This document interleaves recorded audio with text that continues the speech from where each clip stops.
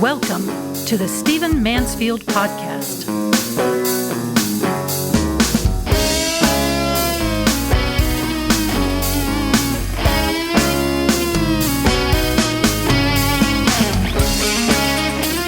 Well, welcome to the Stephen Mansfield Podcast, where we look at current events through the lens, through the eyes of faith and leadership, character and history. So glad you've joined us. Let me jump right in and let me ask you this question. What people group is this? They are 4 to 8 times as likely, or more likely it should be, to be drugged with Ritalin and other stimulants. Their reading is poorer than any other student group. They are 5 times more likely to commit suicide. They are 2.5 times more likely to drop out of high school.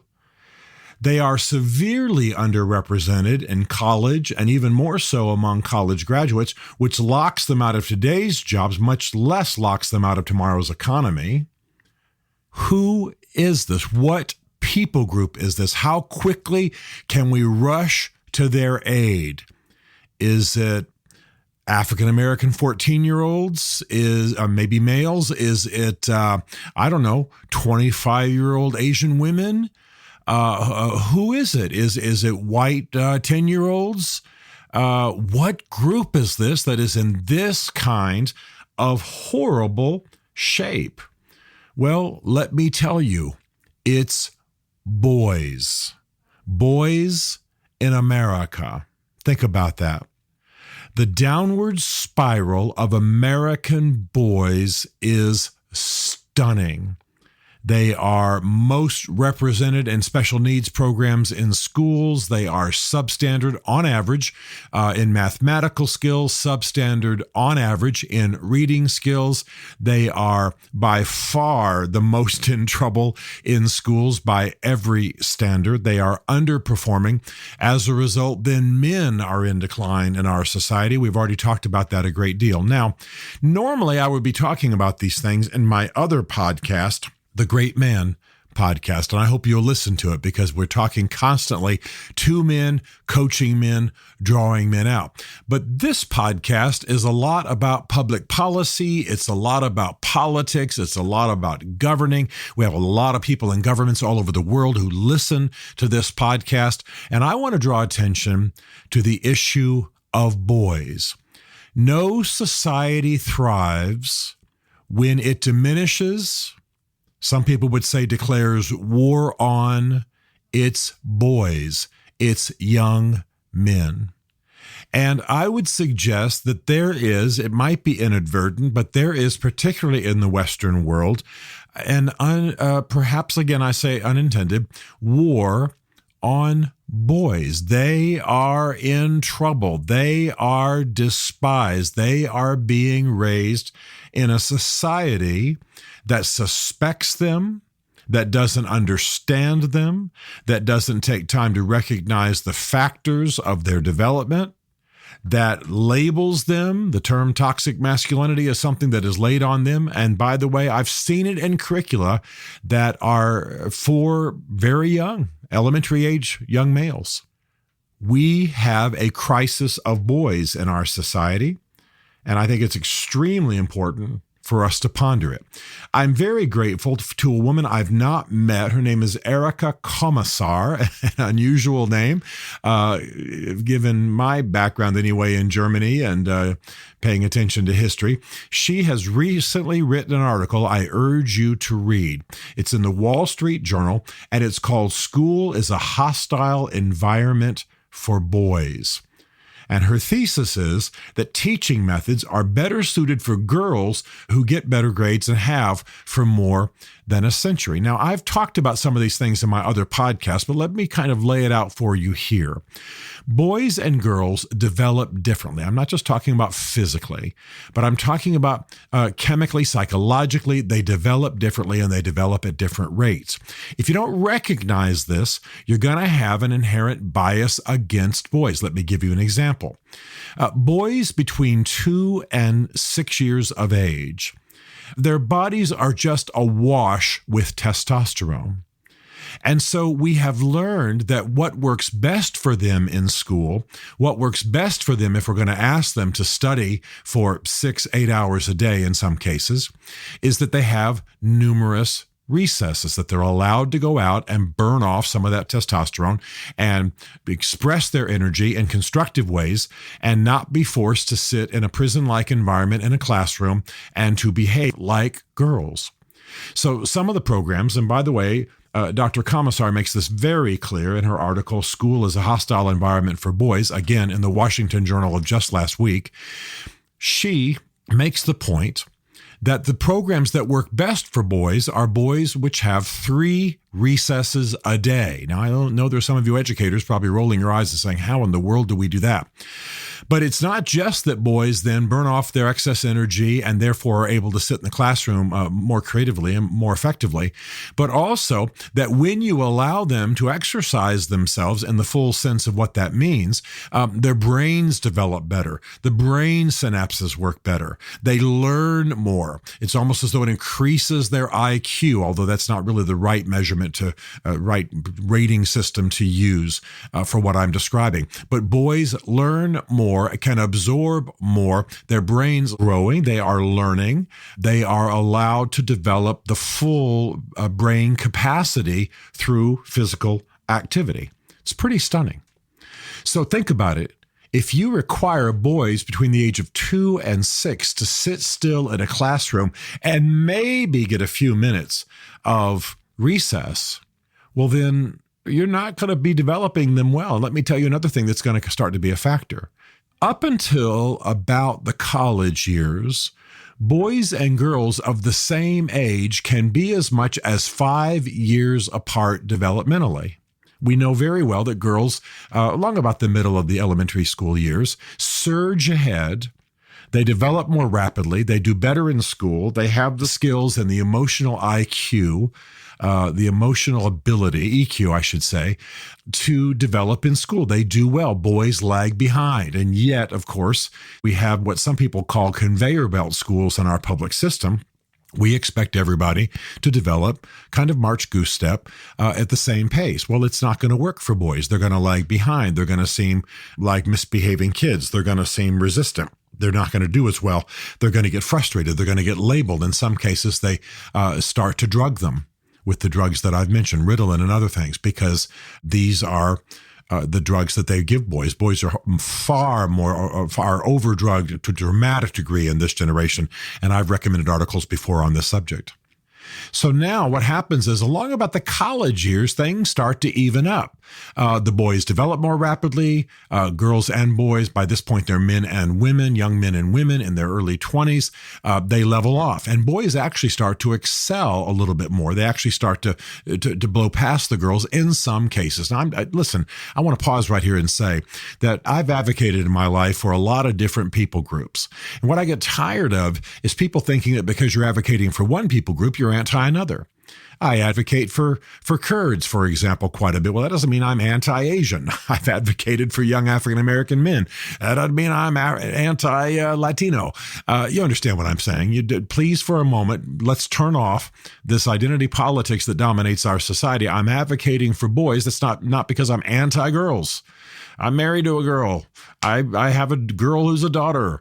I work in a world. If you saw my work world, unusually these days in my life, I'm primarily working with women. I'm an advocate for women. I'm an advocate for girls.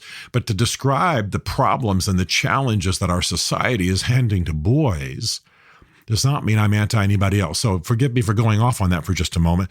But many times I get emails and people are saying, why in the world are you so anti whatever? I'm not. I'm advocating for one. I'm just not mentioning the other. So, and by the way, some of the biggest advocates for boys are their mothers who understand exactly what they're dealing with. So we're all on the same team here. My point is that not just in school, but in life, our society has got a crisis of boys. They are in a downward spiral, and that's because the system is oriented towards girls. And by the way, I get that. I get it.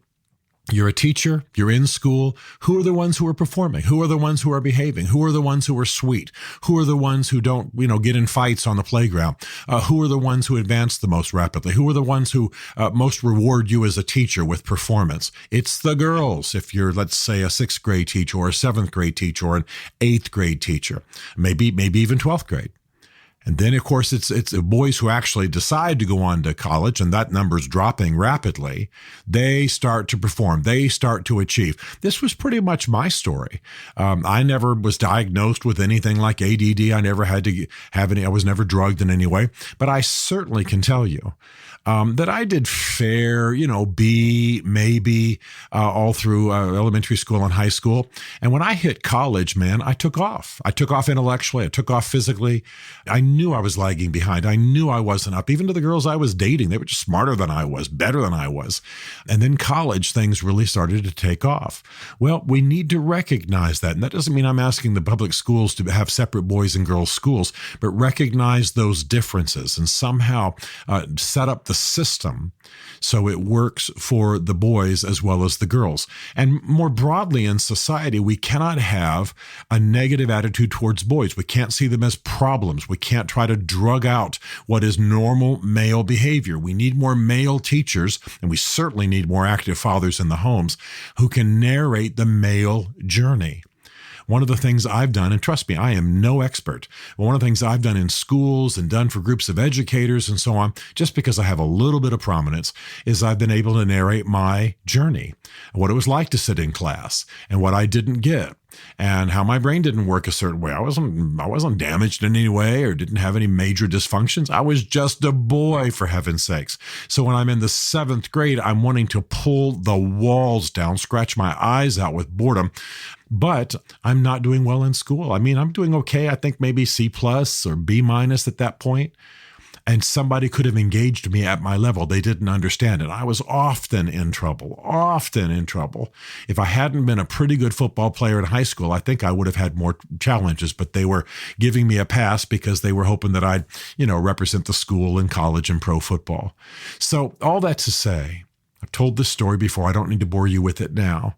But I love when I'm often talking before a group of educators and I'm able to be a little bit of a poster child for them of a kid who was just normal, but really challenged in school and then began to thrive later. And the only reason they're listening to me is because I'm a New York Times bestselling author, or I'm a PhD, or whatever other things that might cause them to lend an ear. And it gives me a chance to say, I was a normal boy. This is what's going on with boys all over America.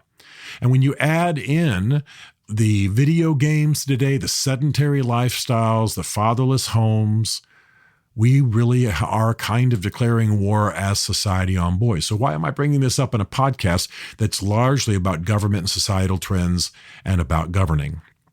No society does well if it declares war on its young men. We've got to turn our attention to them. Doesn't mean we turn our attention away from women. They are doing great, by the way, to celebrate. I'm actually celebrating the glass ceilings being broken, the achievement of women. It's wonderful. I love seeing what's happening on our society in that regard. But we have to pay attention to the fact that boys are in decline. They're hurting. They're not doing well. By every measurement, and certainly in our public schools and many of our private schools, boys are falling behind. It will not serve society well. And when you add to that some of the negative attitudes towards masculinity going on in our society and that they will encounter in college, we really are damaging, deforming our society. I'm a Christian. I'm an American. I want every group to do well. I want all groups to thrive. That's the goal. That's what a healthy society wants. I'm not favoring boys here to the exclusion of girls. No, I want them both to thrive. I don't think there's a limited size pie. I think the pie grows. The pie keeps increasing in size, and we want everybody to have its proper piece. Now, my point is that we need to pay attention. We need to have programs. Educators need to be taught. Some of the people who have written the trenchant books on the boy crisis need to be heard. We need to engage boys at the level at which they can be engaged in schools, not pressure them, label them, and drug them. We've got to bring them along. We need for there to be outside organizations that are encouraging boys to get through these rather difficult early years. We need schools that recognize that boys, and of course girls too if they want to do it, may need to have 2 or 3 recesses a day, and they'll actually do better intellectually and in the classroom if we allow that, even though it might take some time, on and on and on. I'm not a professional educator in the elementary and high school sense. I want to leave that to the experts. I'm trying to call with this podcast the experts' attention to the fact that we've got a serious crisis and it's fixable. It's fixable. And by the way, for those of us who are part of communities or ethnicities where there's a huge challenge of fatherlessness, one of the stats I most love that psychologists talk about all the time is that if you don't have a father in a home, other men, uncles, and men in the community and men in the church, etc., can make as much as 80 to 85% of the difference a father would have made if they'll step in and engage that young man's life. So we don't have to have a plague of fatherlessness if the village, if the community, if the tribe, whatever language you want to use, will come around that young man. We're in crisis in our society. If it continues like this, we are going to have a woefully deformed society in the future, and we're going to have angry young men. There's an African proverb that I think is powerful. And it basically says, if we do not welcome young men into manhood, if we do not have rituals that welcome young men into manhood and bring them into the fellowship of manhood, they will burn the village down just to feel its warmth. That's a famous African proverb, and I love it. So pay attention to young men. They can be the fuel of our society, or they can turn violent and angry and become a plague on our society. I'm not threatening. They're not threatening. What I'm saying is, let's help the boys thrive in the same way we want the girls and every other people group and ethnicity to thrive and do well. That's the way the world works.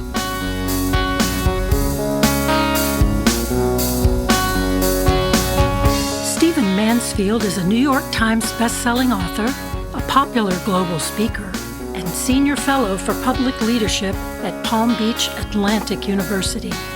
His groundbreaking books on faith and society include The Faith of George W. Bush, The Search for God in Guinness, Mansfield's Book of Manly Men, and Lincoln's Battle with God. Learn more at stephenmansfield.tv.